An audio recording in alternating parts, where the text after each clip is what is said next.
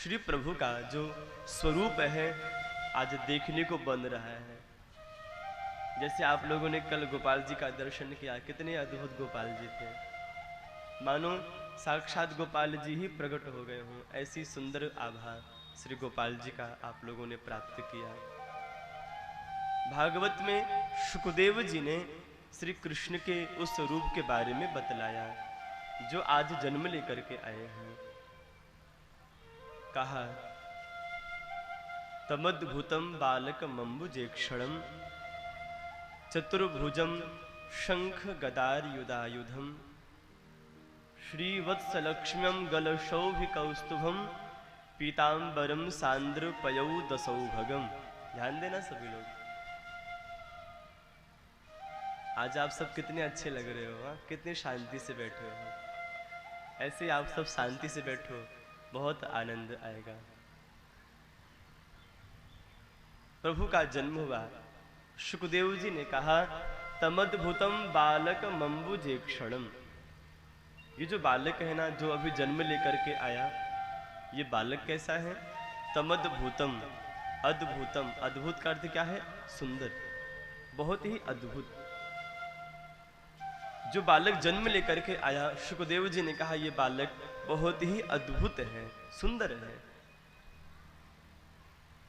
व्याकरण के माध्यम से अगर बालक शब्द का अर्थ देखें तो बालक शब्द का अर्थ अज्ञान है। क्या अर्थ है? अज्ञान।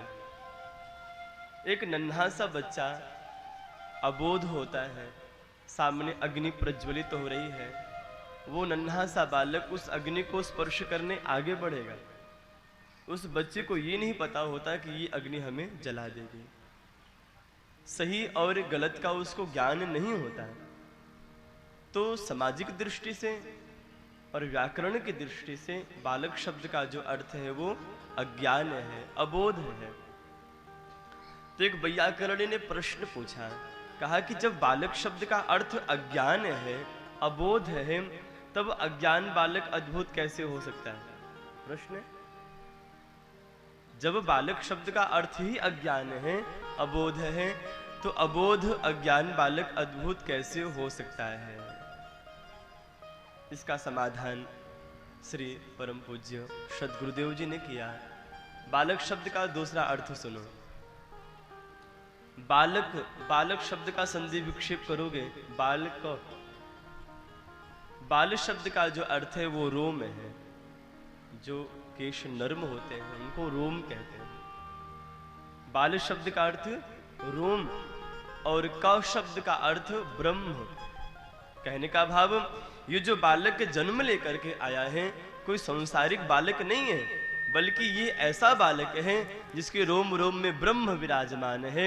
ऐसा तमद्भुतम बालक, ऐसा अद्भुत बालक जन्म लेकर के आया है। अच्छा, और अद्भुत क्यों है? जब दुनिया का बालक जन्म लेकर के आता है ना, तो माँ के कोख में दर्द होता है। लेकिन जब श्री प्रभु जन्म लेकर के आए हैं तो माँ के कोख में दर्द नहीं हुआ, बल्कि भक्तों के हृदय में आनंद प्रकट हुआ है। भक्तों के हृदय में आनंद जन्म लेकर के आया कि मेरे श्री प्रभु आए हैं, मेरे गोपाल जी जन्म लेकर के आए हैं। अच्छा, और अद्भुत क्यों है? जब दुनिया का बालक जन्म लेकर के आता है तो नंग धड़ंग पैदा होता है महाराज, शरीर में कोई वस्त्र नहीं होता है।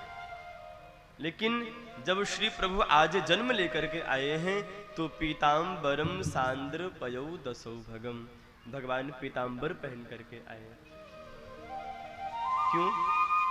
भगवान ने विचार किया कि यहीं से कपड़े पहन करके चलो, हमारा मामा कंस इतना भला मानुष नहीं महाराज के कपड़ा सिलवा के रख दे, चलो पहन करके चलो। इसीलिए श्री प्रभु पीतांबर पहन करके आए, वस्त्र पहन करके आए। इसीलिए ये अद्भुत है। और अद्भुत क्यों है? जब दुनिया का बालक जन्म लेकर के आता है उसकी आंखें बंद रहती हैं, लेकिन जब श्री प्रभु जन्म लेकर के आए हैं तो उनका नेत्र खुला हुआ है। तमद्भुतम बालक मम्बुजेक्षणम, प्रभु का नेत्र खुला हुआ है। ऐसे श्री बालकृष्ण आज जन्म लेकर के आए हैं। श्री वसुदेव जी ने भगवान को सूप में रखा। ध्यान दीजिएगा, जैसे प्रभु का जन्म हुआ ना, वसुदेव जी के हाथों में जो बेड़ियां थी वो अपने आप टूट गई, उनके पैरों में जो बेड़ियां थी वो बेड़ियां भी अपने आप टूट गई। सारे पहरेदार सो गए, सब द्वारपाल सो गए महाराज, बड़े बड़े दरवाजे अपने आप खुल गए हैं। और श्री वसुदेव जी ने भगवान को सूप में रखा और सूप को लेकर के मस्तक पर धारण करके ब्रज की ओर चल पड़े हैं। यहां पर एक और प्रश्न आया, ध्यान देना। प्रश्न क्या? ये सूप कहां से आया? ये सूप उस जेल में कहां से आया?